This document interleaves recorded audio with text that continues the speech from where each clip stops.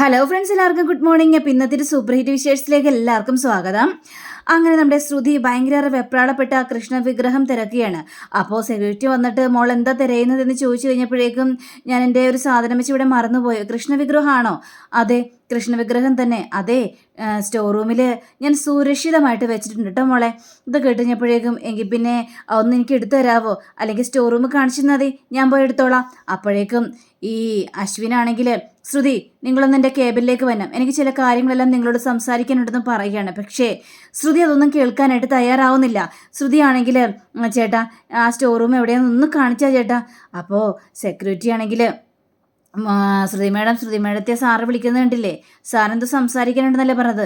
എനിക്കതൊന്നും കേൾക്കേണ്ട കാര്യമില്ല, സ്റ്റോർ റൂം ഒന്ന് കാണിച്ച് താ ചേട്ടൻ, എനിക്കിപ്പോൾ അങ്ങോട്ട് പോയേ മതിയാവുള്ളൂ എന്ന് പറയുകയാണ്. ചേട്ടൻ ഒന്ന് കാണിച്ചാ ചേട്ടാ പ്ലീസ്. അപ്പോൾ ശ്രുതിക്കാണെങ്കിൽ ആകെ പേടി തോന്നിക്കണം. അശ്വിൻ്റെ മുഖം കണ്ടിട്ട് ആകെ പേടിച്ച് വരച്ചൊരവസ്ഥയിലേക്ക് നിൽക്കുകയാണ്. ശരി മോള് എൻ്റെ പുറകെ വാ, ഞാൻ കാണിച്ചു തരാമെന്ന് പറഞ്ഞുകൊണ്ട് ഇയാളെ വിളിക്കുകയാണ്. അപ്പോൾ ഇയാളുടെ പിന്നാലെ പോവുകയാണ്. പക്ഷേ അശ്വിൻ അവിടെ ഉണ്ടെന്ന് പോലും ചിന്തിക്കാതെ അശ്വിൻ്റെ മുന്നിൽ കൂടി ഭയങ്കര ഗാംഭീര്യത്തോടു കൂടി തന്നെ പോവുകയാണ് നമ്മുടെ ശ്രുതി.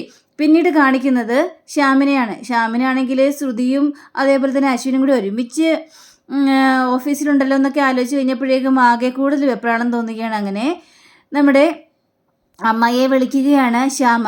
അമ്മായി ശ്രുതി വന്നോ എന്നൊക്കെ ചോദിച്ചപ്പോഴേക്കും ഇല്ല, ശ്രുതി വന്നില്ല, ദൈവമേ ആകെ പ്രശ്നമല്ല, ദൈവമേ ഇനിയിപ്പോൾ ആ അശ്വിനും പോയിട്ടുണ്ടല്ലോ എന്നൊക്കെ ചിന്തിച്ച് അമ്മായിനോട് സംസാരിക്കുകയാണ്. അപ്പോഴാണ് നമ്മുടെ അഞ്ജലിയുടെ വരവ്. അപ്പോൾ അഞ്ജലി പെട്ടെന്ന് കണ്ണും മിഴിച്ചിങ്ങനെ ഇയാളെ നോക്കുകയാണ്, ഈ ശ്യാമിനെ തന്നെ നോക്കുകയാണ്. അപ്പോൾ ശ്യാമിന് എന്തോ പന്തികേട് തോന്നുകയാണ്, ദൈവം ഇവള് വല്ല അറിഞ്ഞോ എന്നൊക്കെ ചിന്തിച്ച് തന്നെയാണ് ശ്യാമ നിൽക്കുന്നത്. അപ്പോൾ എന്താ മോളെന്തെങ്കിലും നോക്കുന്നത്, ചേട്ടനെ ആരാ വിളിച്ചത്? എനിക്ക് മനസ്സിലായി, ചേട്ടൻ്റെ കൂട്ടുകാരൻ്റെ അമ്മയാണല്ലേ വിളിച്ചത്. ഇത് കേട്ട് കഴിഞ്ഞപ്പോഴേക്കുമാണ് ശ്യാമിന് ആശ്വാസമായത്. ആ ജിലേബി ഉണ്ടാക്കുന്ന അമ്മ, അതെ അതെ, അത് തന്നെയാണ് വിളിച്ചത്, ആ അമ്മ തന്നെ വിളിച്ചത്. ഞാൻ കേട്ടായിരുന്നു അമ്മായി എന്നൊക്കെ വിളിക്കുന്നത്. എന്നിട്ട് ആ കൂട്ടുകാരൻ്റെ അമ്മനോട് എനിക്കൊന്ന് സംസാരിക്കണമായിരുന്നു, ചേട്ടൻ എൻ്റെ കയ്യിൽ എന്താ ഫോൺ തരാതിരുന്നത്? ആണോ? ഇനി വിളിക്കുമ്പോൾ ഞാൻ ഏതായാലും ഫോൺ തരാട്ടോ. ഏതായാലും ഇപ്പം സംസാരിക്കാനായിട്ട് പറ്റില്ലല്ലോ, ഇനി വിളിക്കട്ടെ, വിളിക്കുമ്പോഴേക്കും ഞാൻ ഫോൺ തരിക തന്നെ ചെയ്യാം എന്നും പറഞ്ഞുകൊണ്ട് ശ്യാമിനോട് ശ്യാമ ഭയങ്കരമായിട്ട് സോപ്പിടുകയാണ് ഈ അഞ്ജലിയെ. അഞ്ജലിക്ക് എന്തൊക്കെയോ കാര്യങ്ങളെല്ലാം മനസ്സിലാവുന്നുണ്ട്. ചേട്ടാ ചേട്ടൻ ഇത് കുറേ നേരം ആയാലും എന്തൊക്കെയാണ് ഇങ്ങനെ ആലോചിച്ചുകൊണ്ടിരിക്കുന്നത്? ഇപ്പം ആരെയും വിശ്വസിക്കാനായിട്ട് പറ്റില്ല ചേട്ടാ. ഈ ആണുങ്ങളെയൊക്കെ മനസ്സൊന്നും നമുക്ക് കണ്ടുപിടിക്കാനായിട്ട് പറ്റില്ല. നമ്മളോട് പെരുമാറുന്നത് വേറൊന്ന്, മനസ്സിൽ വേറൊന്ന്. കണ്ടില്ലേ അവിടെയുള്ള ആൾക്കാരൊക്കെ, ഭാര്യനെ വീട്ടിൽ വെച്ചിട്ട് വേറെ പെണ്ണുങ്ങളുടെ പുറകെ പോകുന്ന കുറേ ആണുങ്ങളൊക്കെ ഉണ്ട്. എപ്പോഴും മുത്തശ്ശി പറയാറുണ്ട്, ചുഴന്നു നോക്കാനായിട്ട് ഇത് ചക്കയും മാങ്ങയെന്നല്ലോ, മനുഷ്യൻ്റെ മനസ്സല്ലേ, നമുക്ക് എങ്ങനെ മനസ്സിലാക്കാനായിട്ട് പറ്റും? അങ്ങനെയല്ല ഇങ്ങനെ അഞ്ജലി ഇങ്ങനെ പറഞ്ഞുകൊണ്ടിരിക്കുന്ന സമയത്ത് ഈ അശ്വിൻ്റെ മനസ്സിലേക്ക് ശ്രുതിയുടെ മുഖം കണ്ട് കടന്നുകൂടി വരികയാണ്. എന്തെങ്കിലും ആവട്ടെ എന്ന് പറഞ്ഞുകൊണ്ട് അഞ്ജലി അവിടെ നിന്ന് പോവുകയാണ്. പിന്നീട് കാണിക്കുന്നത് നമ്മുടെ ശ്രുതിക്ക് ആ സെക്യൂരിറ്റി സ്റ്റോർ റൂം കാണിച്ചു കൊടുക്കുകയാണ്. മോളെ ഇവിടെ വെച്ചിട്ടുണ്ട് കൃഷ്ണ വിഗ്രഹം, മോൾ എടുത്തോളൂല്ലേ? അശ്വിൻ സാറേ എന്നോട് ചില ഫയലുകളെല്ലാം അഴക്കാനായിട്ട് പറഞ്ഞിട്ടുണ്ട്, എനിക്കത് അടച്ചേ മതിയാവുള്ളൂ, ഞാൻ അതിൻ്റെ കാര്യം ഒന്ന് പോയി നോക്കട്ടെ. സാരില്ല ഏട്ടാ, ഞാൻ ഏതായാലും നോക്കിക്കോളാം. പിന്നെ ഒരു കാര്യമുണ്ടേ, ഈ ഡോറ് ലോക്ക് ആവാതെ നോക്കണം, അടയണ്ട.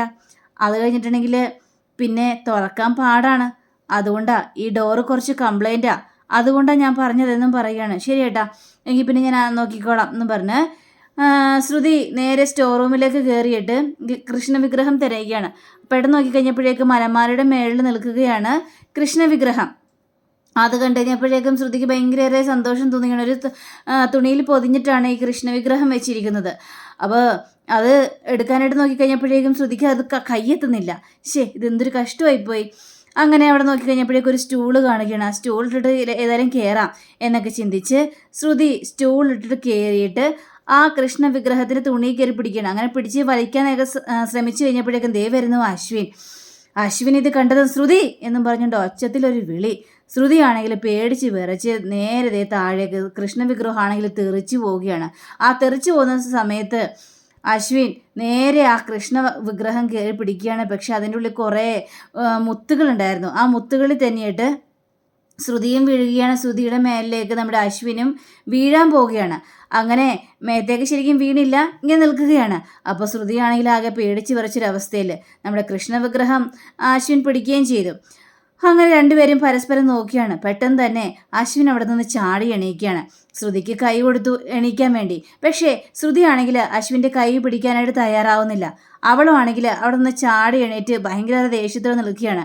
എനിക്ക് പോകണമെന്നൊക്കെ പറഞ്ഞുകൊണ്ട് വാശിയോട് കൂടി തന്നെ. അപ്പോഴാണ് പെട്ടെന്ന് ശ്രുതിക്കൊരു കോള് വരുന്നത്. അത് നമ്മുടെ ശ്യാമിൻ്റെ കോളായിരുന്നു. ശ്രുതി ഇപ്പോൾ എവിടെയാണ് ശ്രുതി എന്ന് ശ്യാമ് ചോദിക്കുകയാണ്. ഞാൻ ഓഫീസിലാണ് സാർ. എന്താ സാർ വിളിച്ചത്? അല്ല, ശ്രുതി എന്തിനിപ്പോൾ ഓഫീസിലേക്ക് പോയത്? അത് പിന്നെ സാർ എൻ്റെ ഒരു സാധനം വെച്ച് ഞാനിവിടെ മറന്നുപോയായിരുന്നു. കൃഷ്ണവിഗ്രഹമാണ്, അതെടുക്കാൻ വേണ്ടി ഞാൻ വന്നതാണെന്നും പറയാണ്. ഇപ്പോൾ അതെടുക്കാൻ വേണ്ടി ഇപ്പോൾ പോകണ്ടായിരുന്നു. അതെന്താ സാറെന്താ അങ്ങനെ പറഞ്ഞത്? അല്ല, ശ്രുതിയെ കാത്ത് അമ്മായിയൊക്കെ ഭയങ്കര ടെൻഷനിൽ നിൽക്കുകയാണ്, അതുകൊണ്ടാണ് ഞാൻ പറഞ്ഞത്. സാറില്ല സാർ, ഞാൻ പെട്ടെന്ന് തന്നെ ഇവിടെ നിന്ന് പോയിക്കോളാം സാർ. പിന്നെ ശ്രുതിയെ ഞാൻ ഒരുപാട് മിസ് ചെയ്യുന്നുണ്ട്. മനസ്സിലായില്ല സാർ, എന്താ ഉദ്ദേശിച്ചത്? അല്ല, ഞാൻ പറഞ്ഞതേ ഞാൻ എല്ലാവരെയും മിസ് ചെയ്യേണ്ടെന്നാണ്. ശ്രുതിയുടെ പേര് പറഞ്ഞെന്ന് മാത്രമേ ഉള്ളൂ. ആയിക്കോട്ടെ സാർ ടെൻഷൻ ആവണ്ട, ഞാൻ പെട്ടെന്ന് തന്നെ പൊയ്ക്കോളാം സാർ എന്ന് പറഞ്ഞുകൊണ്ട് ഫോൺ വയ്ക്കുകയാണ്. നമ്മുടെ ശ്രുതിയാണെങ്കിൽ ആകെ വെപ്രാളപ്പെട്ട്. അങ്ങനെ അശ്വിൻ വന്നിട്ട് ആ കൃഷ്ണ വിഗ്രഹം നേരെ ശ്രുതിയുടെ കയ്യിലേക്ക് കൊടുക്കുകയാണ്. ശ്രുതിയുടെ കയ്യിൽ കൊടുത്ത് ശ്രുതിയാണെങ്കിൽ അത് വെപ്രാളത്തോടു കൂടി തന്നെ മേടിച്ച് തൻ്റെ ബാഗിലോട്ടും വെക്കുകയാണ്. ശ്രുതി, ഞാൻ പറഞ്ഞല്ലോ ശ്രുതി, എനിക്ക് ശ്രുതിയോട് അല്പം കാര്യങ്ങൾ സംസാരിക്കുന്നുണ്ട്. വേണ്ട, എനിക്ക് കാര്യങ്ങൾ കേൾക്കാനായിട്ട് തയ്യാറല്ല എന്ന് പറഞ്ഞ് ശ്രുതി നേരെ ആ ഡോറ് പോയി തുറക്കാനായിട്ട് ശ്രമിക്കുകയാണ്. അപ്പോൾ ഡോറ് കുറച്ച് തുറന്നതും ഓടി വന്നിട്ട് അശ്വിൻ അത് പടക്കാമെന്ന് പറഞ്ഞു ഒറ്റ അടയ്ക്കൽ അത് ലോക്കായിപ്പോയി. അപ്പോൾ ശ്രുതിയാണെങ്കിൽ ആകെ പേടിച്ച് പറിച്ച്, ദൈവമേ ആ ഡോറ് ലോക്കായി പോയാൽ ഇതിനി ഞാൻ എങ്ങനെ തുറക്കും? വീണ്ടും അശ്വിൻ വന്നിട്ട്, ശ്രുതി ഞാൻ പറയുന്നത് കേട്ടില്ല നീ? എനിക്ക് ചില കാര്യങ്ങളെല്ലാം നിന്നോട് സംസാരിക്കാനുണ്ടെന്ന്. വേണ്ടെന്നല്ല പറഞ്ഞത്. നിങ്ങൾ പറയുന്ന ഒരു കാര്യവും എനിക്ക് കേൾക്കേണ്ട ആവശ്യമില്ല. അത് കേൾക്കാൻ ഞാൻ തയ്യാറുമല്ല. എന്നെ ഇത്രയൊക്കെ ദ്രോഹിച്ചു നിങ്ങൾക്ക് പോരെ?